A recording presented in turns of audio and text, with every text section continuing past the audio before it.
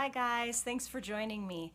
Today I am going to do a project where I use some containers that I've been hoarding and turn them into cuter containers. I don't know about you, but when I buy something a lot, I tend to, get the same container over and over, and I buy Costco laundry detergent, and it comes in these huge buckets. And so I couldn't throw them away. They had a lid, they're really sturdy. So I went ahead and covered them with fabric, and I spray painted the lid, and they're stackable. So actually this is a very useful project, doesn't cost much. I already had the containers.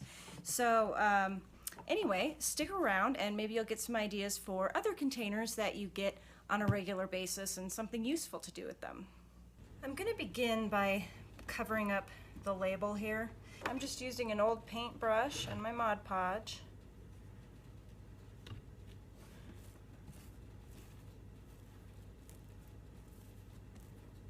Because that might show through my fabric, so just to be on the safe side, I'm going to go ahead and cover it up.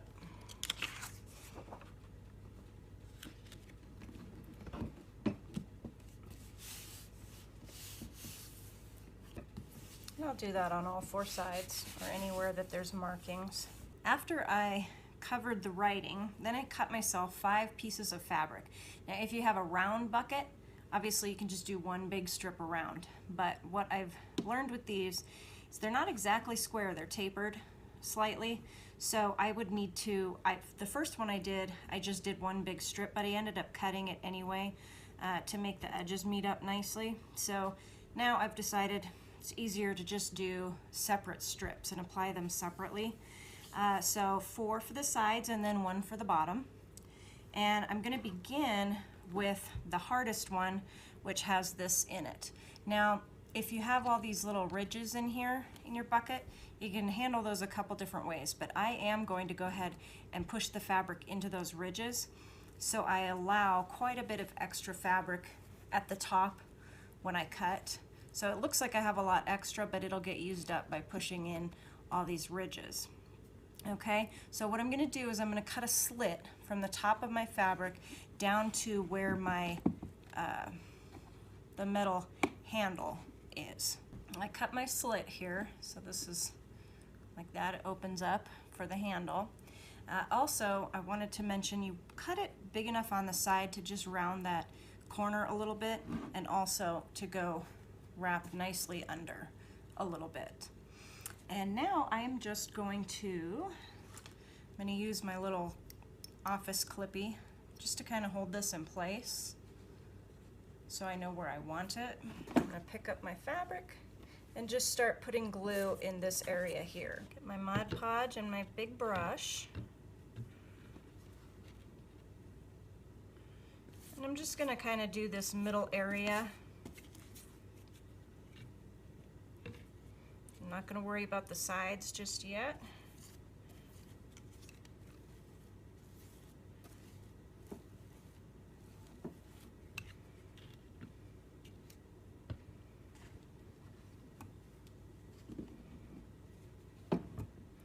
Alright, and then as I smooth it down, I need to take a look at it and make sure that my pattern is not going wonky if I have a pattern on my fabric that I'm using. And now I'm just going to apply some glue up here.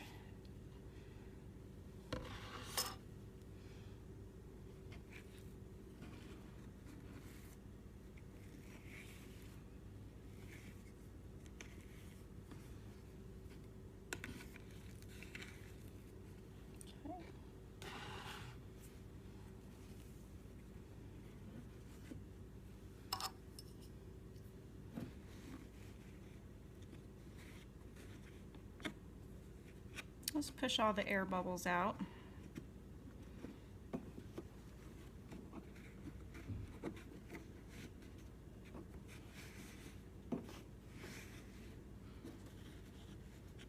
And I clip it in place for it to just sit and dry for a few minutes. That way when I tug on this to stick my fabric in those crevices, I'll be able to tug on it without this coming unglued.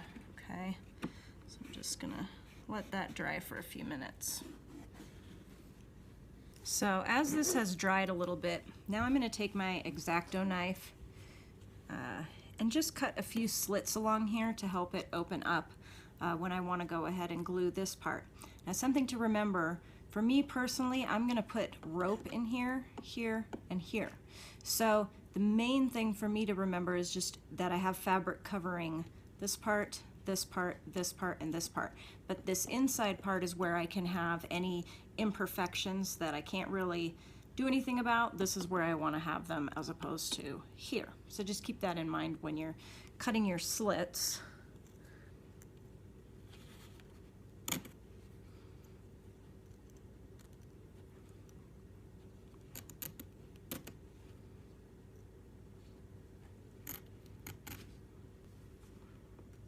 Let one of these flaps down here.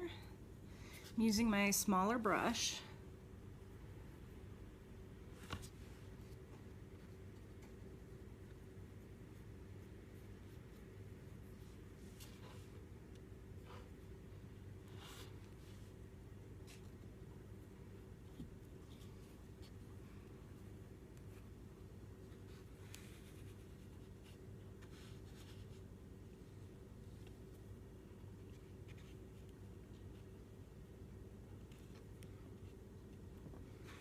Okay, now if I have glue on the fabric here, it's kind of, I don't know if you can see it, but it's kind of hanging off the corner.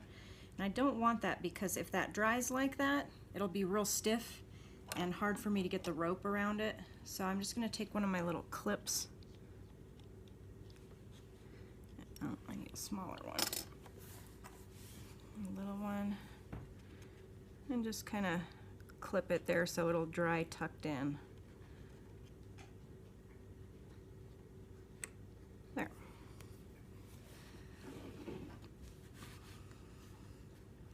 And then I'm going to let that set for a few minutes before I go any higher for the same reason, because I'm going to have to pull on that fabric and I don't want to undo what I've already done. I'll do the other side here.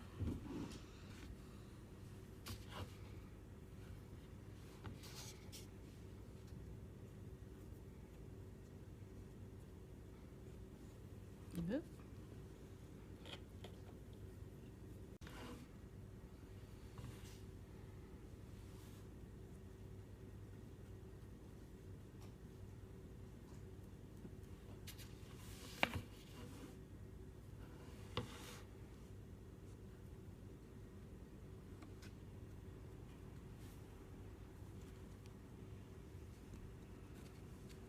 And there's one I forgot to. I'm gonna put a slit in here.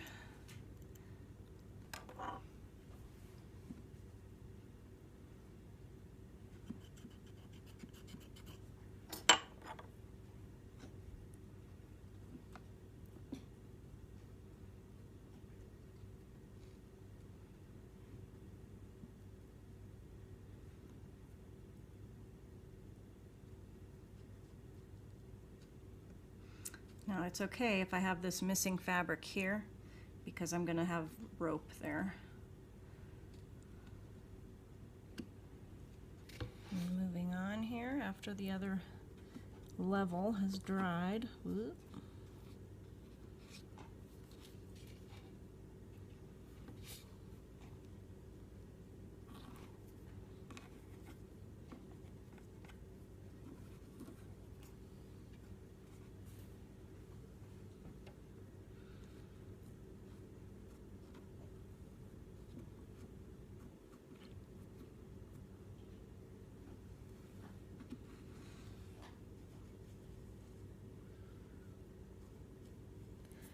And then with these corners, you just kind of do whatever works to try to cover the corners.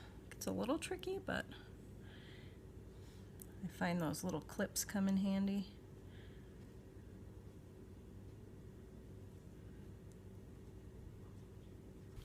Now that this is dried, fairly dry anyway, I'm going to take my X-Acto knife or razor blade, whatever, and cut this right along the top.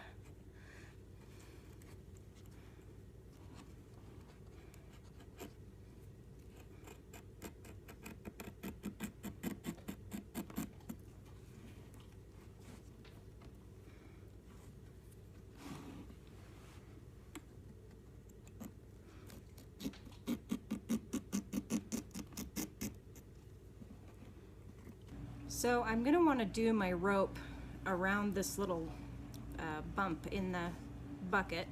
This is where the handle thing goes. So I'm going to start right here, and I'm just going to put a dab of glue.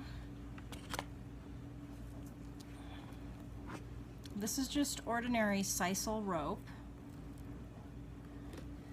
and I'll hold that till it dries, and then I can do the rest.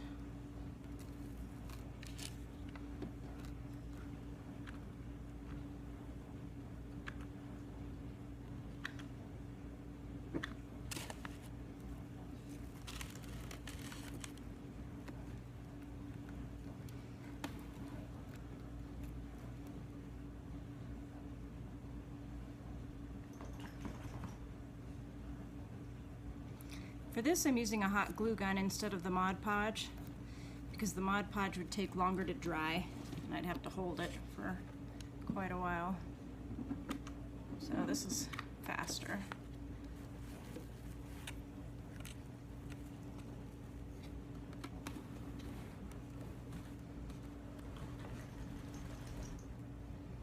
When I get around to the other side where this same bump is, I get it glued to pretty close to there, and then I just cut it.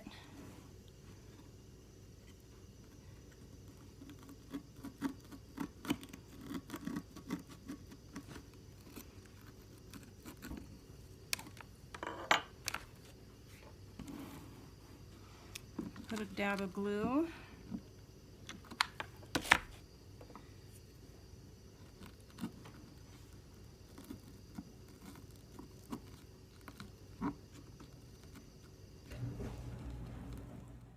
And I'll do the same thing on this side.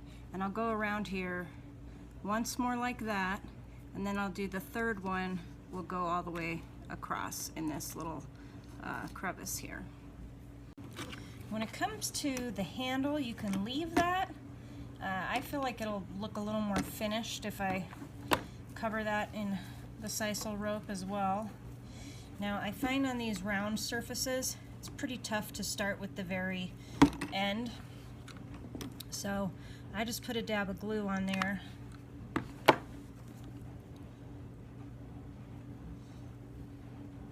And let it get nice and stuck.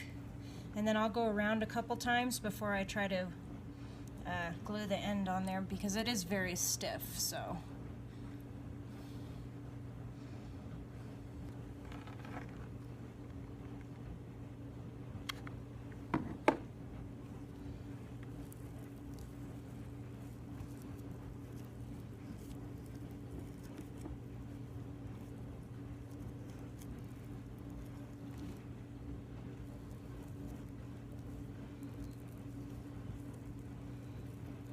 Just kind of twist it over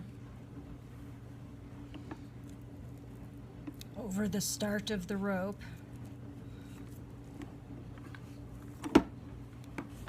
Ow. Darn it. My glue gets pretty hot.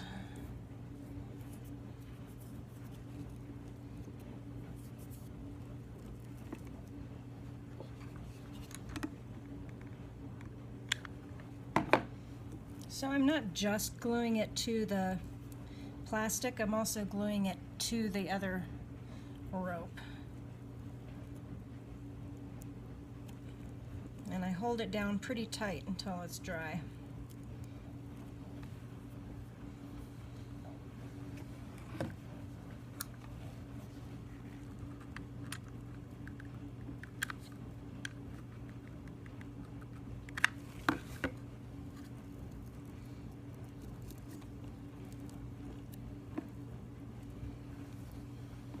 And I'm just going to keep going around it just like that. Well, I hope you found that useful.